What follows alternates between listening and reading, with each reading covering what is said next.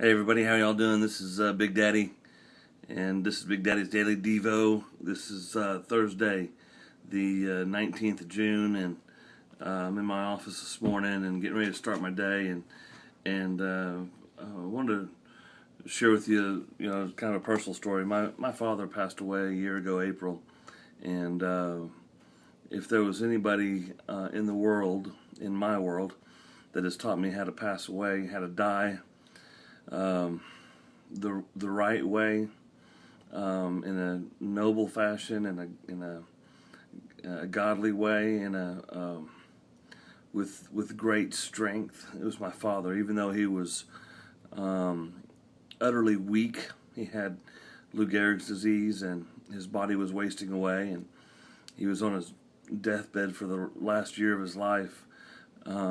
He showed me just how strong you can be as you prepare to go to heaven.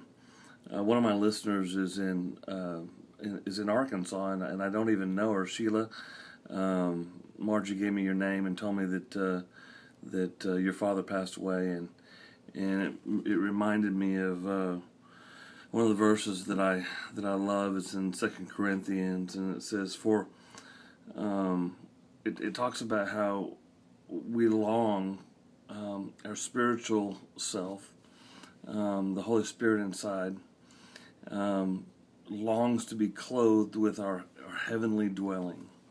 We long for heaven. In Ecclesiastes 3:11, it says that God has placed eternity in the hearts of man. And I believe that God has placed a God-shaped hole in our hearts that only He can fill, and ultimately He fills that when we get to heaven, that is our eternal home. And so 2 Corinthians chapter 5, verses 4, and it's just verse 4. It talks about how we long to be clothed with our heavenly dwelling. And listen to this, the last phrase of that verse. It says, "So that what is mortal may be swallowed up by life." That's pretty cool. Because when my dad was dying, I said, "Dad, you seem to be taking this pretty well." He said, "Scott, I've lived a good life, and I'm ready to go to heaven." He was 70-something years old, and he was he was longing for his heavenly dwelling place. And I watched my dad's mortal body being swallowed up by life. We think that what we have here is life, and we don't understand, because we see through rose-colored glasses that life really exists after we leave this place, when we go to heaven. And the eternal purpose of God's plan is for us to spend eternity with Him.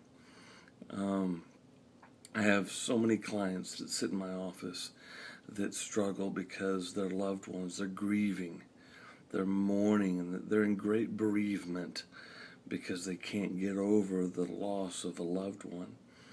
And there is nothing wrong with grief. There's nothing wrong with being sad. And there's no time limit on your grief.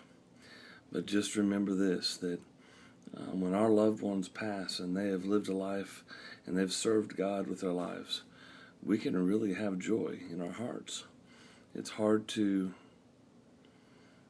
me to explain how I didn't cry. I wasn't really sad when my father passed. It was a joyous time.